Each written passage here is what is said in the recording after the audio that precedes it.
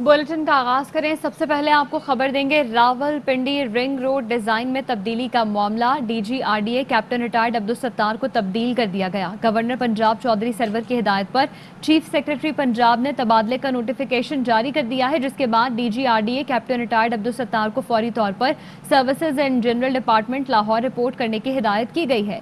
इससे पहले deputy commissioner Rawalpindi Mohammad Anwarul हक और डिप्टी कमिश्नर अटक समेत दीगर अफसरान को ओहदों से हटाया जा चुका है।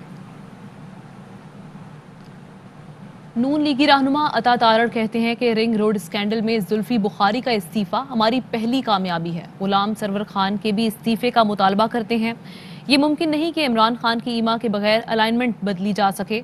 हमारे पास इमरान खान की मीटिंग की कॉपी आ गई है। इसमें जुल्फी बुखारी को माली फायदा दिया गया है। अगर नैब तफ्तीश कर रहा है तो नोटिस दे, ताकि दूध का दूध और पानी का पानी हो जाए। वफाकी वज़ीर इत्तलात फवाद चौधरी कहते हैं इमरान खान हुकूमत में ही हो सकता था, इल्जामात लगें तो तहकीकात होती हैं।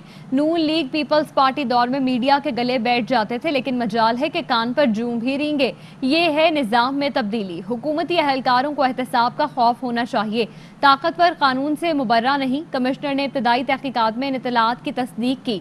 इब्तदाई रिपोर्ट के मुताबिक साबिक कमिश्नर रावलपिंडी और दीगर अफसरान मुलव्वस थे। मजीद तहकीकात के लिए मामला मुतल्लिका इदारों को भेजा जाए। अभी तक मामले में किसी वजीर या मुशीर के मुलव्वस होने का सबूत नहीं मिला। वजीर आजम की एहतसाब पॉलिसी वाज़े है, हर शहरी कानून की नज़र में बराबर है। अब वो अपोजिशन से हों या काबीना से या किसी इदारे से ताल्लुक रखते हों, इल्जामात लगेंगे तो तहकीकात और जवाबदेही का उसूल लागू होगा। यह निज़ाम की तब्दीली है जिसका वादा था।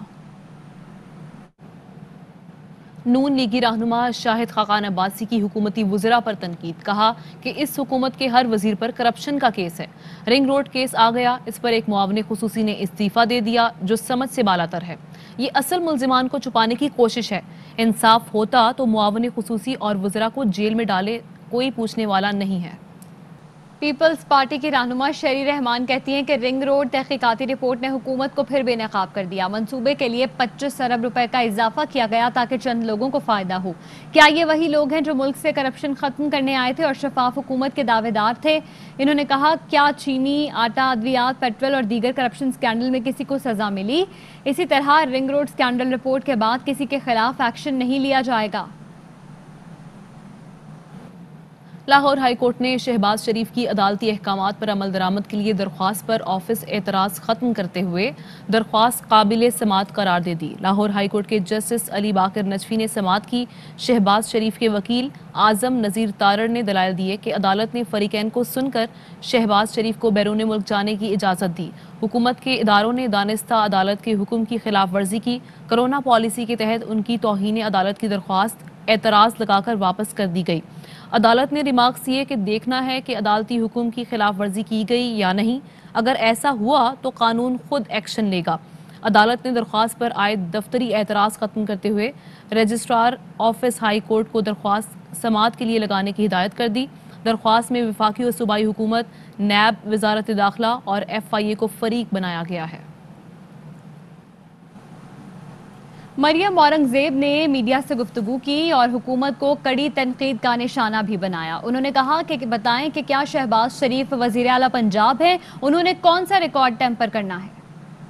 आपके प्रोसिक्यूटर ने हाई कोर्ट लाहौर में ये कहा है कि शहबाज शरीफ ने कोई करप्शन, कोई कमीशन, कोई किकबैक के शवाहिद नहीं मिले। ईद वाले दिन 5 दफातर खुलवा के, आप नैब के तर्जुमान हैं, 110 गवाहान ने कहीं शहबाज शरीफ का नाम नहीं लिया। 58 वॉल्यूम रेफरेंस दायर हो गए, शहबाज शरीफ का नाम नहीं है। झूठा बयानिया किराए के तर्जुमान और इमरान खान अपने डाके को छुपाने के लिए कर रहे हैं। इमरान खान और बुजदार को गिरफ्तार किया जाए और फिर की जाए इंक्वायरी। आज आप दे इस्तीफा। कुछ दीगर खबरें शामिल करते हुए आपको बताएं कि बुहीरा अरब में उठने वाले समंदरी तूफान ताउते के बायस कराची 3 रोज से शदीद गर्मी की लपेट में है। गर्म और खुश्क हवाओं ने डेरे डाल रखे हैं। मौसम के सख्त वार से शहरियों का बुरा हाल है। समंदरी तूफान ताउते के बायस कराची का मौसम आज भी शदीद गर्म है। शहर का ज्यादा से ज्यादा दर्जा हरारत 43 डिग्री तक जाने का इम्कान है। मजीद जानेंगे अपनी नुमाइंदा हिना दीदार से। कराची वाले गर्म मौसम से काफ़ी परेशान हो गए हैं और ये गर्म मौसम आखिर कब तक रहेगा? आज भी क्या शदीद गर्मी पड़ने वाली है? महकमा मौसमियात में इस वक्त हम मौजूद हैं। हमारे साथ डायरेक्टर महकमा मौसमियात सरदार सरफराज साहब मौजूद हैं। इनसे जानते हैं। आज भी सी ब्रीज नहीं चलेगी और गर्मी रहेगी, वही 41 या 42 तक जा सकता है आज भी टेम्परेचर।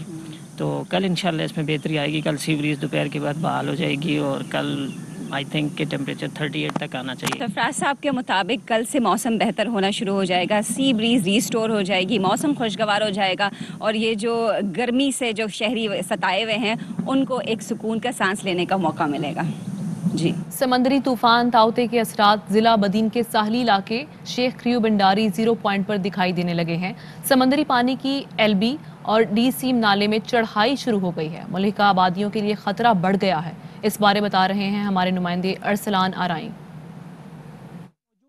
जिले बदीन के एक दूसरे साहली इलाके शेख किरियो बंडारी 0 पॉइंट पर, जहां पे एलबीओडी सेम नाला समंदर में गिरता है। इस सेम नाले के अंदर समंदर का पानी दोबारा वापस आ रहा है ज़री ज़मीनों की जानिब, जिसके बाइस लोगों को नुकसान होता है। एक बहुत बड़ा सेम नाला है जो कि 4 से 5 अजला का पानी समंदर में फेंकता है। इस वक्त ज़िले इंतज़ामिया मुख्तलिफ इलाकों में इमदादी कैंप्स कायम करने में मसरूफ़ तो है, लेकिन इन इलाकों से माहीगीरों को निकालने के लिए कोई मुनासिब इक़दाम नहीं किए हैं, क्योंकि यहाँ पर रोड मौजूद नहीं है। इस मामले की तरफ ज़िले इंतज़ामिया अपनी तवज्जो जो है वो मुतवज्जा करे और लोगों को यहाँ से निकालने के लिए इंतजाम किए जाए। जी, कराची में सख्त गर्मी के दौरान गैर एलानिया लोड शेडिंग का सिलसिला जारी है, जिससे शहरी शदीद मुश्किलात का शिकार हैं।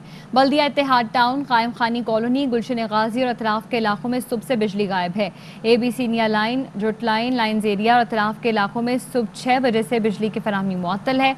नॉर्थ नाजिमाबाद, शादमान टाउन, औरंगी और कोरंगी भी बिजली से महरूम है, जिसके बायस शहरियों को शदीद मुश्किलात का सामना है। अमरीका और फ्रांस ने गजा में मीडिया दफातर पर हमले से मुतालिक इसराइल से वजाहत तलब कर ली। फ्रांसीसी सदर का कहना है कि इसराइली वजीर आजम मीडिया दफातर की इमारत पर हमले की वजाहत दें। अमरीका ने भी इसराइल से मीडिया इमारत पर हमले के जवाब की इजाफी तफसीलात मांगी हैं। अमरीकी वजीर खारजा एंथनी ब्लिंकन ने कहा कि इसराइल बताए कि मीडिया दफातर की इमारत में हमास का दफ्तर कहाँ था। अमरीकी वजीर खारजा ने तस्लीम किया कि गजा में अल जजीरा समेत दीगर मीडिया दफातर की इमारत से हमास की सरगर्मियों से मुतालिक शवाहिद नहीं देखे। फ़लस्तीन पर बमबारी में अमरीका और इसराइल हम कदम, यकतरफा सीज़ फायर की बातें और इसराइल को जदीद असलहा फ़रोख्त करने की मंजूरी। जो बाइडन इंतज़ामिया ने इसराइल को $73 करोड़ $50 लाख का मखसूस असलहा फ़रोख्त करने की मंजूरी दे दी। कांग्रेस और डेमोक्रेट अराकीन जो बाइडन इंतज़ामिया के फैसले पर तकसीम हो गए।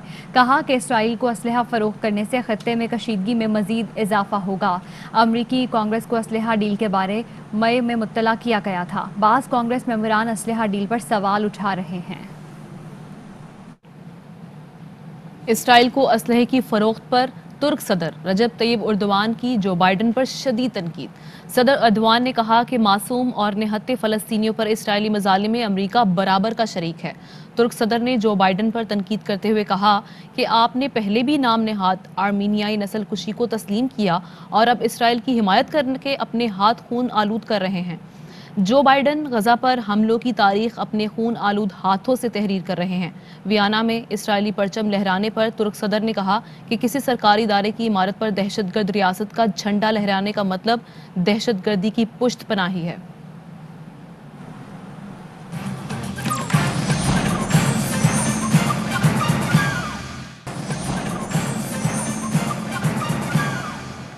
Welcome back. जहांगीर तरीन के हम ख्याल ग्रुप अराकीन का इजलास आज होगा। इजलास में कौमी और सूबाई असम्बली के अराकीन, वज़रा के साथ साथ नए अराकीन भी शरीक होंगे।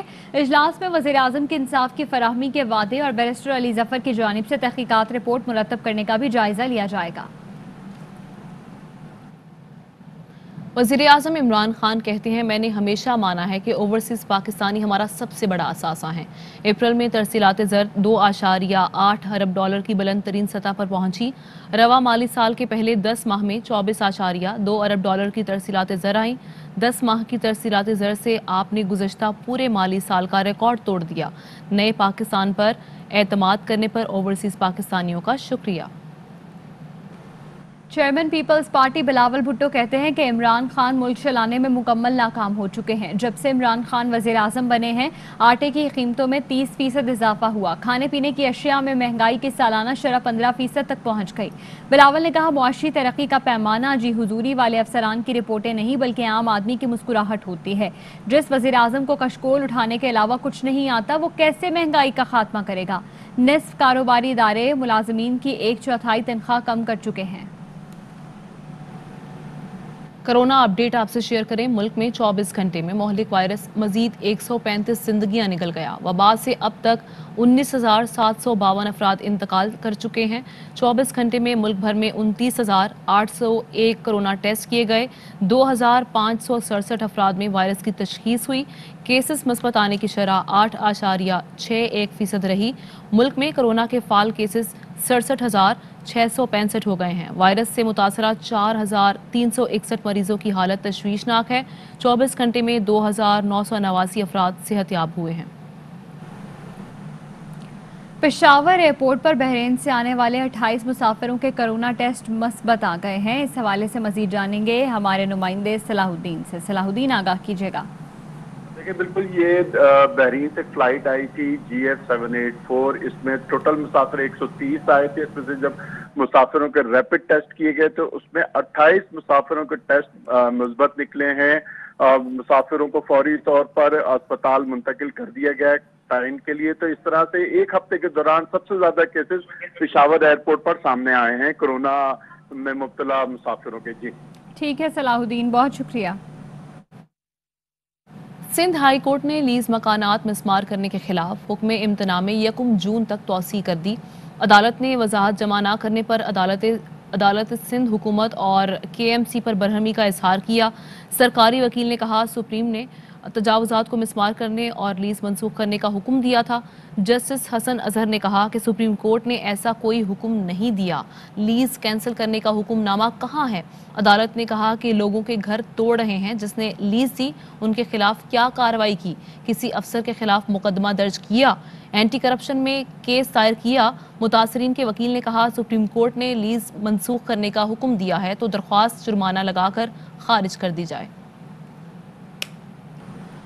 कराची की भैंस कॉलोनी लट बस्ती कब्रिस्तान के करीब मुबैना पुलिस मुकाबले में 3 डाकू हलाक और 1 एहलकार शहीद। शहीद एहलकार की शनाख्त नौमान शाह के नाम से हुई है, जो सुखन थाने में तैनात था। पुलिस हुक्काम के मुताबिक 6 मुल्जिमान इलाके में लूट मार कर रहे थे कि पुलिस मौके पर अचानक पहुंच गई। पुलिस को देखकर मुल्जिमान ने फरार होने की कोशिश की और फायरिंग शुरू कर दी। फायरिंग के तबादले में 3 डाकू हलाक और 3 फरार हो गए। पुलिस ने असलहा बरामद करके मजीद तफ्तीश शुरू कर दी है। खबर है इस्लामाबाद से, जहां कचहरी के साथ F8 फुटबॉल ग्राउंड पर बने वकला के 200 से ज्यादा गैर कानूनी चैम्बर गिरा दिए गए। सुप्रीम कोर्ट की मोहलत के बावजूद वकला ने गैर कानूनी चैम्बर खत्म नहीं किए थे। CDA ने चैम्बर्स खाली करने का आखिरी नोटिस 2 दिन कबल चस्पा किया था। अभी एक ब्रेक लेंगे, हमारे साथ रहिएगा।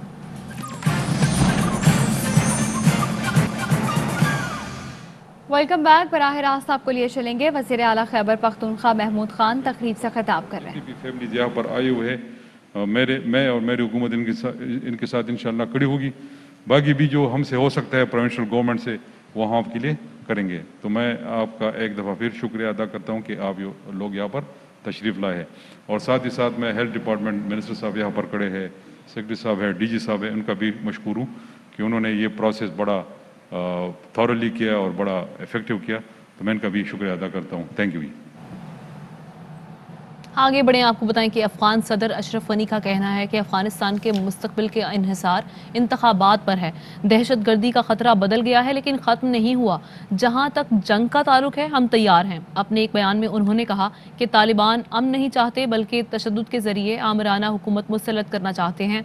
अब ये फैसला अफगानिस्तान की तमाम मुहिब वतन कुव्वतों को सामने आकर करना होगा। As far as war is concerned, we're ready. The future of Afghanistan is based on elections. The threat of terrorism is changed. It has not disappeared. If they do not want peace and want to gain power through violence and impose a dictatorial regime, then all the patriotic forces of Afghanistan would have to rally and make a decision. And that issue, unfortunately, would have to be decided on the field of battle. इस news bulletin से इतना ही। एक break के बाद हाजिर होंगे headlines के साथ। आप देखते रहिए ARY न्यूज।